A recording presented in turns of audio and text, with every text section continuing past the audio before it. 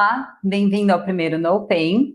Meu nome é Aline Gonçalves, eu sou médica anestesiologista e especialista em dor. Eu vou falar um pouquinho sobre dor neuropática e como que a gente pode suspeitar que a gente tem uma dor neuropática. Então, a dor neuropática é um tipo de dor crônica que afeta o nosso sistema nervoso somatosensorial. O que é o sistema nervoso somatosensorial? O sistema nervoso que atinge desde a periferia até o sistema nervoso central. Então, a grosso modo falando, nosso sistema nervoso periférico são os nervos que tem aqui na periferia antes de entrar na medula, aqui conforme o desenho está mostrando. E o sistema nervoso central é o que tem dentro da medula e o cérebro. Então, quando a gente tem uma doença que atinge qualquer um desses nervos, qualquer um desses sistemas, ela é classificada em dor neuropática.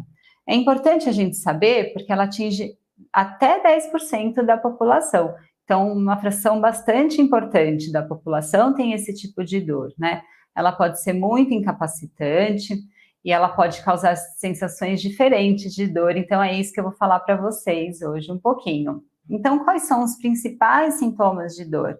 Tá? Não quer dizer que esses sintomas que eu vou falar indica que você tem uma dor neuropática, mas dá um forte indício, então, para você ficar alerta se você tem algum tipo desses sintomas. Então, geralmente, quem tem dor neuropática tem uma dor em queimação, então parece que está queimando em determinado lugar, que eu vou falar alguns exemplos daqui a pouquinho, uma dor em pontada, uma dor em alfinetada ou uma dor em agulhada. São fortes indícios, como eu falei, não é patognomônico, ou seja, não significa que você tem uma dor neuropática se você tem algum desses sintomas, tá bom? É importante também, às vezes, se você tem uma área com uma sensação de dormência ou uma sensação muito exagerada de dor, que segue o trajeto de um nervo, que eu vou dar alguns exemplos daqui a pouco, novamente, tá bom?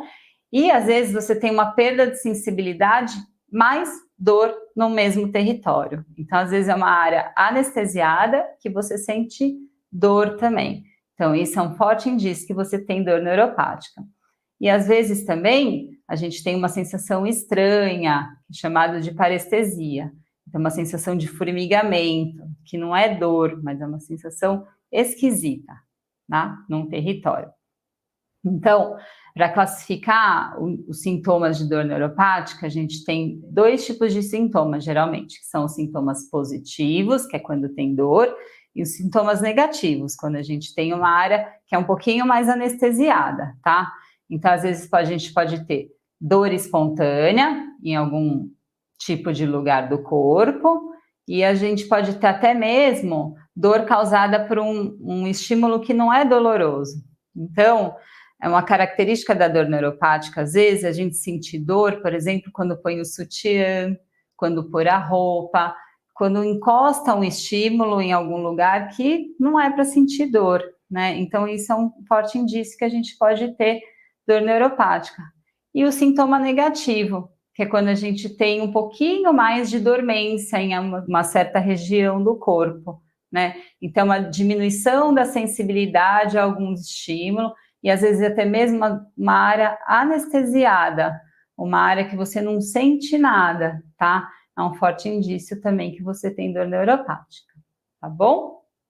Então, o diagnóstico de dor neuropática, não existe um diagnóstico que defina a dor neuropática, então não tem nenhum exame que a gente peça que bata o martelo e fala, não, você tem dor neuropática. Então, o que o médico de dor vai fazer?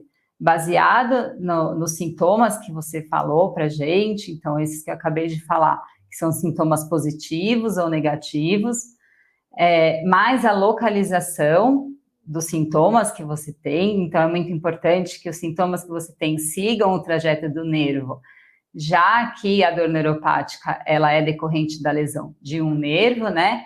E mais a história da sua doença, ela tem que ser compatível com uma lesão nervosa, tá bom?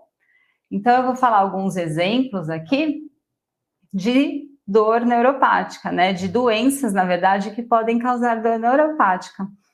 Então, eu vou começar com a neuralgia do trigêmeo. A neuralgia do trigêmeo, ela é uma dor orofacial, tá? É uma dor no rosto, que pode acometer algumas pessoas, e geralmente os sintomas são uma dor muito, muito forte, esporádicas, que ela vem e volta, sem nenhum fator desencadeante. Às vezes, só escovar os dentes já desencadeia essa dor.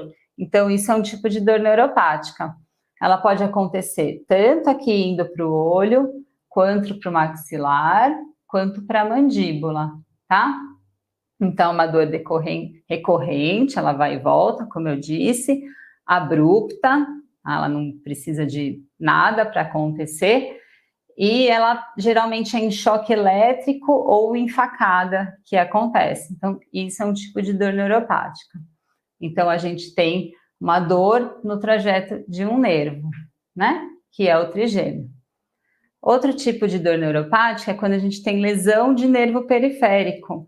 Então, às vezes, a gente teve algum tipo de lesão por uma cirurgia ou por um corte que a gente fez, por um acidente que alguém sofreu. Então, ela é dor decorrente de uma lesão nervosa. Então, a gente tem que ter a história da lesão do nervo, né?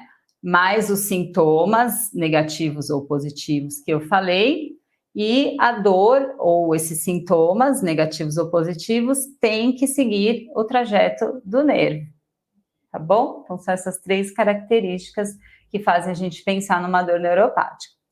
Outro exemplo também de dor neuropática é a neuropatia dolorosa, que é uma dor causada geralmente pelas doenças mais comuns, né? É o diabetes e a quimioterapia, né? Alguns tipos de quimioterápicos podem causar neuropatia dolorosa. Então, como que é o sintoma dela? É uma dor, geralmente nas mãos e nos pés, né? Que a gente chama de bota e luva. Então, você tem que ter a história da doença, né? Ou diabetes, ou ter feito um tratamento com quimioterapia e ter a dor nesses territórios, nas mãos e nos pés. Às vezes também a gente pode ter uma dor perioral, tá bom? Outro exemplo de dor neuropática é a neuralgia pós-herpética. Então, você tem que ter tido o herpes zoster, a doença herpes zoster, ela já tem que estar tratada, então não tem mais aquela fase das vesículas, das lesões, né, do herpes propriamente dito. Aonde tinha as lesões ficou esse tipo de dor que segue o trajeto de um nervo, e ela tem que ser maior que 3 meses, então você tem que ter história compatível com o trajeto do nervo e os sintomas, positivo ou negativo. Muitas vezes a dor da herpes zoster, ela dá alodínia. O que é isso? A gente não consegue, o paciente não consegue colocar a roupa aonde tem esse tipo de dor, nessa dor que ficou ali onde tinha as lesões do herpes. Então, como a maioria das vezes é torácica, a pessoa não consegue colocar as roupas. Outro exemplo de doença que pode causar dor neuropática é a radiculopatia dolorosa. No outro módulo, eu falei sobre dor lombar. Então, quando o nervo que sai da coluna é atingido por uma doença, por exemplo, hernia de disco, ela pode causar dor no trajeto do nervo. Então, você tem a doença causando a lesão nervosa, mais a distribuição ao longo do trajeto do nervo, e também a dor geralmente ela é pior um pouquinho para se movimentar. Por quê? Porque quando você movimenta a coluna, esse nervo ele é afetado. Então, tem a história compatível, mais os sintomas positivo ou negativo, e a dor é irradiada ao longo do trajeto do nervo, tá bom? Agora, saindo um pouquinho do sistema nervoso periférico, né, e entrando no sistema nervoso central, que, como eu falei no começo, é quando o nervo entra na medula e no cérebro, eu separei aqui 2 tipos principais de dor, né, que causam a dor neuropática. Então, uma das principais causas é quando a gente tem lesão da medula espinhal, seja ele por um trauma ou por uma doença. Então, geralmente a dor é abaixo da lesão medular. Então, a gente tem a dor compatível com a história ou lesão da doença. O sintoma positivo ou negativo, ele vai ali abaixo da lesão medular, abaixo da secção da medula. Então, ali, se a lesão da medula foi ao nível da cintura, os sintomas vão ser abaixo dessa lesão. e os sintomas negativo ou positivo, tá bom? E a dor associada à lesão cerebral também. A principal causa também é o traumatismo craniano, então tem a história de lesão cerebral, e a dor correspondente ao território que o cérebro é responsável, tá bom? Então essas são as principais causas. Então, resumindo tudo que eu falei aqui, como que a gente tem que suspeitar, como que a gente suspeita que você tem dor neuropática, já que não existe nenhum diagnóstico padrão ouro, né? Então, a gente tem que ter a dor, tem que ter os sintomas positivo ou negativo, como eu falei lá no começo, né? Essa dor, ela tem que ter uma história compatível com lesão nervosa, então tem que ter o sintoma, a história de lesão nervosa, e essa dor, ela tem que ter a irradiação para o nervo que a gente está suspeitando de lesão. Então, com esses 3 sintomas, a gente praticamente fecha o diagnóstico de dor neuropática, né? Então, é sempre bom, mesmo quando a gente tem uma suspeita, mais ou menos, que é dor neuropática, porque nem sempre a gente fecha o diagnóstico, a gente já iniciar o tratamento. Por quê? Iniciando o tratamento de uma forma precoce, a gente evita que essa dor cronifique. O que é isso?